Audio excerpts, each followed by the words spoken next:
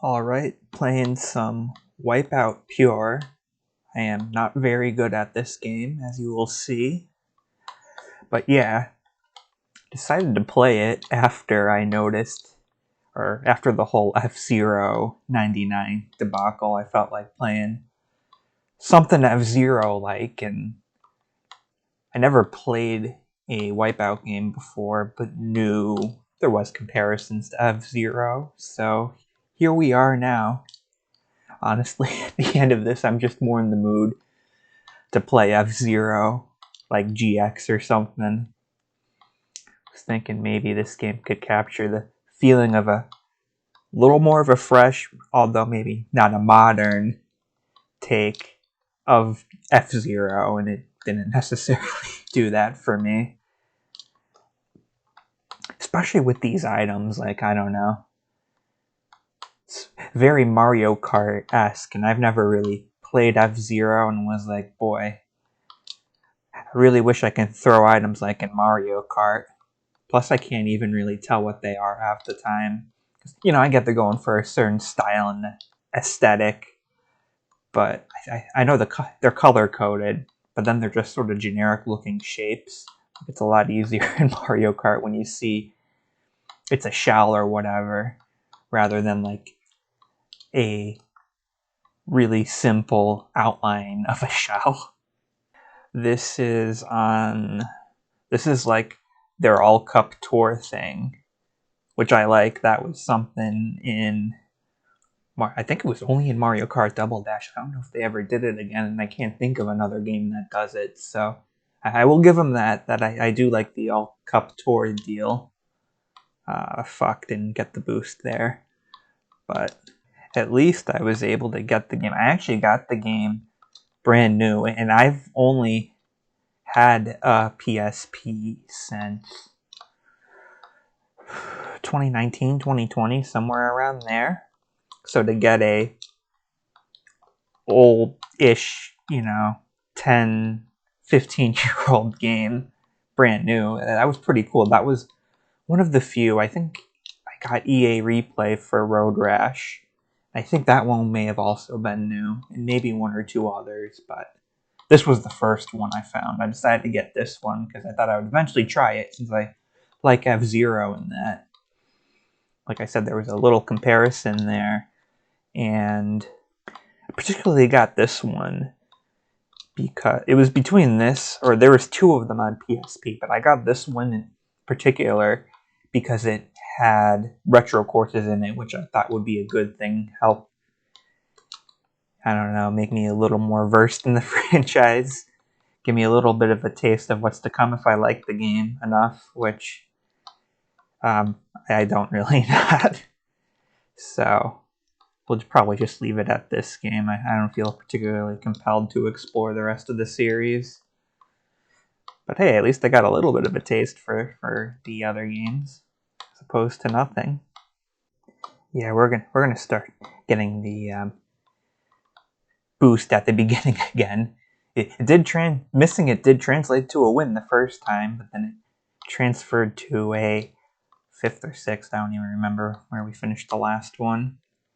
Still in the top 3. That's a bronze medal, though. But anyway, what I will say is pretty cool about the game, though, is that they had DLC for it, which is kind of insane.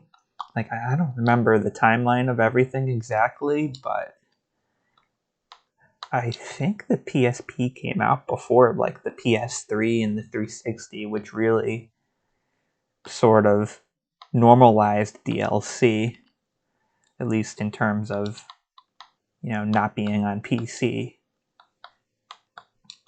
So the fact that this may have came first and it was on sort of a weaker, less powerful hardware and portable console for PlayStation, I mean, that's pretty cool and impressive. In case you're wondering how someone of my skill level unlocked the middle difficulty, and perhaps that menu skin, I don't know if that's a thing either. That's because I didn't. That's because I found a save online and found a way to import it to my PSP, and that just so I can experience the full game despite not being too skilled at it. I sort of did the same thing with F-Zero. I'm not too good at that either, but I have a good time there. But I used Action Replay for GX and cheat codes for X to be able to experience all the tracks and characters and such, which is good enough for me. Oh, yikes, the points are pretty tight. Still got a shot, but definitely slipped up there. We were solidly in third, and now we're tied around fourth or fifth. But that is one thing I will say, getting back to what we were talking about before, that I do miss about F-Zero compared to this, is just sort of having a more interesting roster and just world in general. I mean, everything here just seems, I don't know, more generic. Just these like made up companies and machines, and F-Zero stuff was all made up too, but they sort of gave them all these like wacky anime characters piloting them that were sort of interesting to watch, sort of stood out, so you actually sort of, you know, knew who they were. May have had favorites in that. You don't have that here. Also have less. It's like a 6 or 8 person race instead of a 30 in X and GX. I don't remember how some of the other ones were. Some of like the Game Boy and SNES, if they had a straight 30 or if they were a little more limited. And then you have 99 now. I will say this has come a little closer to GX than 99, I guess. In a way. In some ways, and others not so much. I guess is probably the better way to put it. But yeah. And then they even go as far, like I think this car that just passed me, that was right beside me, was like a Jack and Daxter car. So it's like, even if you're not going to throw wacky characters in them, could you have at least, I don't know, thrown some interesting sponsors like from some of your other IP? I mean, they weren't really afraid to do it. I think there's like a medieval car and a SOCOM car. They could have had all the cars be sponsored by different PlayStation games. They could have had, you know, Ape Escape and several others. That's just the first one off the top of my head. But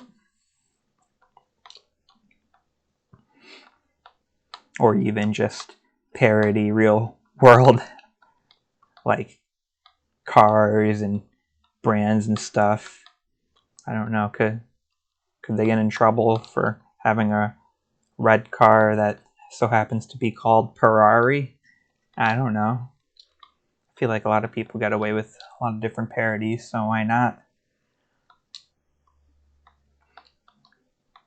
I don't know the logistics of it, admittedly, though. Damn. Well, we won the race. I was kind of hoping we also took the point lead with how close it was, but I mean, we're 1 point out, and we're back in the top 3, so that's good. But yeah, something else. I will say with this middle difficulty, I really do like the general speed and difficulty. Like, I felt like the earlier ones were a little too easy, and almost it felt even more like Mario Kart. It was sort of like the handling and maneuvering around the different tracks just felt almost more like a mix of Mario Kart and F-Zero at the lower difficulties. And then, I don't know, it got really fast and very difficult at some of the higher difficulties, because I tried them all. This is the only one I didn't try yet, the one right in the middle. Like I said, I feel like this is a good balance. I don't remember, did F-Zero, because I haven't played in a little while, and even when I play, I normally just go into practice mode or whatever. Because I think they only upped the difficulty, right? I don't think they upped the speed. I know Mario Kart does, but oof, that was a close one. But yeah, that's what I do sort of think, if F-Zero does come back, that they do need to try to cater to some of the more casual audience. That might be an unpopular opinion, but like I said, I'm more of a casual player, and I have a blast just, going in on practice mode, not necessarily having to worry about whether I run off the track or run out of health. I mean, I still have to worry about it because there's a penalty if I do, but I'm not completely out of the race. And to also, have access to all the tracks and characters and such. Because I feel like that sort of stands out when you're missing content that feels so out of reach, So I don't know the best way to balance it. I'm just sort of even thinking to Fire Emblem how they eventually added their casual mode. Maybe can they do that for gameplay and for unlockables? I don't know. Maybe make it easier to unlock everything, but then add more unlockables. And like, I don't know like I said, I sort of cheated with the whole thing. I don't know who the hardest character to unlock is. I'll just say Black Shadow. Unlocking Black Shadow is made easier, but maybe there's like a costume or something, or some sort of paint scheme for his car that's more difficult to unlock that uses, the classic method. Because I feel like myself and many other people are okay missing out on cosmetics and such rather than sort of unique characters with their different, personalities and their different skills in that for your gameplay style as well. The one thing I will say that I do like that this game does that I haven't really seen before, and I feel like this would be something more for Mario Kart to maybe implement, is that, well, you still have a health system. You probably noticed on the side with the light blue bar. Well, instead of healing on, boost pads like you do on F-Zero, or having, a boosting system like F-Zero that is also your health, you take damage and whatnot, but you heal through sacrificing your power-ups, which I think that could be a fun mode in Mario Kart. Like, I sort of made the comment earlier. I guess the same goes the other way, that I never played Mario Kart and was like, you know what, I want, tracks and maybe the physics to be a little more like F-Zero. But the health meter, that could be kind of interesting with the items, I will say.